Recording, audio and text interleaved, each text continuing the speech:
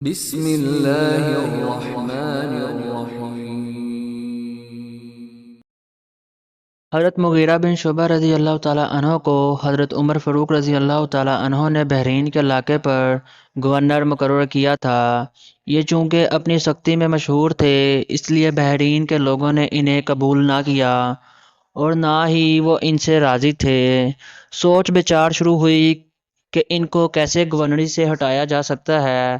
مشورہ ہوا کہ ان کی کوئی شکایت کی جائے۔ اب کیا شکایت ہو؟ اگر شکایت کا ثبوت نہ ہو تو دوبارہ انہی کو گورنر مقرر کر دیا جائے گا۔ کافی غور و عرض کے بعد وہاں ایک سردار نے کہا، ایک ترکیب میرے ذہن میں آئی ہے، اگر اسے استعمال کر لوں تو کبھی بھی ان کو دوبارہ گورنر بنا کر اس علاقے میں نہیں بھیجا جائے گا۔ لوگوں نے کہا، بتاؤ کیا ترکیب ہے؟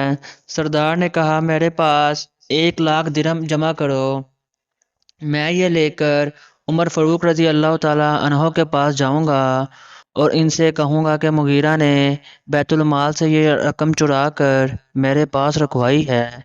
اس طرح ان پر چوری کا الزام لگا کے اور ان کو گورنر سے ہٹا دیا جائے گا اور دوبارہ واپس بھی نہ آئیں گے۔ مخالفین نے 1,00,000 درہم اکٹھے کر کے سردار کے پاس جمع کرا دیے اور وہ یہ درہم لے کر مدینے آ گئے۔ سردار نے عمر فاروق سے ملاقات کر کے عرض کیا، امیر المومنین، آپ کے گورنر نے یہ 1,00,000 درہم بیت المال سے نکال کر مجھے دیے ہیں کہ میں اپنے پاس رکھوں، اس طرح وہ امانت میں خیانت کے مرتکب ہوئے ہیں۔ حضرت عمر رضی اللہ تعالیٰ عنہ نے مغیرہ کو بلوایا اور ان سے پوچھا، یہ شخص کیا کہہ رہا ہے اور اس کا جواب تمہارے پاس کیا ہے؟ حضرت مغیرہ نے عرض کیا، اللہ آپ کو صحیح سالم رکھے، یہ شخص جھوٹا ہے، 1,00,000 نہیں بلکہ 2,00,000 درہم میں نے اسے دے رکھے تھے۔ حضرت عمر رضی اللہ تعالیٰ عنہ نے پوچھا، مغیرہ تم نے ایسا کیوں کیا؟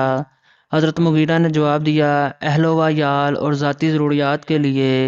حضرت عمر رضی اللہ تعالیٰ عنہ نے سردار سے پوچھا، اب تم کیا کہتے ہو؟ یہ تو 2,00,000 تھے، تم 1,00,000 کی بات کر رہے ہو، دوسرا 1,00,000 کدھر ہے؟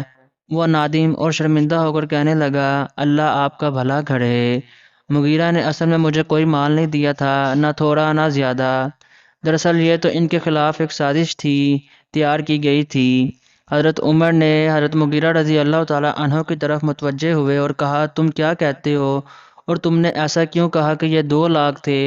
حضرت مغیرہ نے عرض کیا، اس خبیث نے میرے اوپر جھوٹ باندھا، اس لیے میں نے چاہا کہ اس کو رسوا کروں، ورنہ میں نے کوئی رقم کسی کو نہیں دی تھی۔ اللہم صلی علی